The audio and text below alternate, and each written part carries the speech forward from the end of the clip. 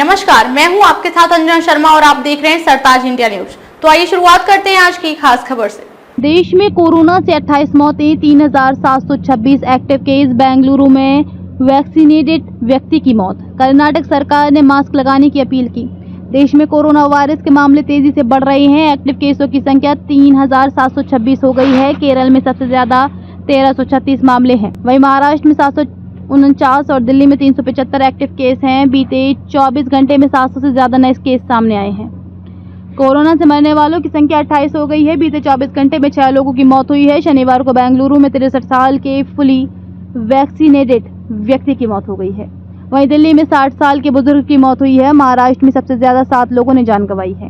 कर्नाटक सरकार ने शनिवार को पब्लिक एडवाइजरी जारी की है। इसमें लोगों से भीड़ भाड़ वाली जगहों पर मास्क लगाने, शारीरिक दूरी बनाए रखने और स्वच्छता का खास ध्यान रखने की अपील की है। बुखार, खांसी, सीने में दर्द या सांस लेने में दिक्कत होने पर तुरंत जांच करने को कहा है। मिजोरम में शुक्रवार को 2 लोगों में कोविड-19 की पुष्टि हुई है। स्वास्थ्य विभाग के अधिकारियों ने बताया कि राज्य में इस तरह का आखिरी मामला सामने आने के 7 महीने बाद कोविड के केस मिले। मिजोरम में कोविड-19 का आखिरी मामला अक्टूबर 2024 में सामने आया था। उस दौरान राज्य में 73 लोग वायरस से संक्रमित हुए थे। उन्होंने बताया कि मरीजों का इलाज आइजोल के पास फलकौन में जोरम मेडिकल कॉलेज और अस्पताल ZMCH में चल रहा है। राज्य के स्वास्थ्य विभाग के इंटीग्रेटेड रोग निगरानी कार्यक्रम IDSP ने लोगों से न घबराने की बात कही है।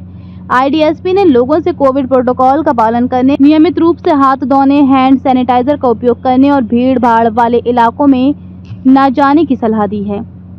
महाराष्ट्र सरकार ने बताया कि शनिवार को कोविड के 68 नए मामले सामने आए हैं, जबकि मुंबई में जनवरी 2025 से अब तक कुल 749 केस मिले हैं।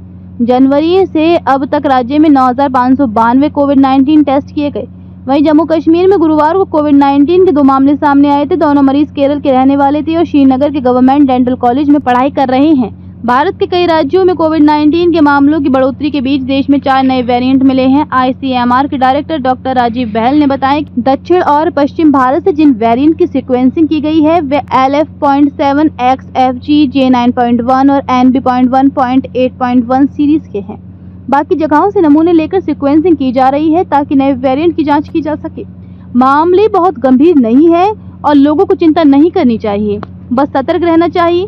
वर्ल्ड हेल्थ ऑर्गेनाइजेशन WHO ने भी इन्हें चिंताजनक नहीं माना है, हालांकि निगरानी में रखे गए वेरिएंट के रूप में कैटेगराइज किया है। चीन सहित एशिया के दूसरे देशों में कोविड के बढ़ते मामलों में यही वेरिएंट दिख रहा है।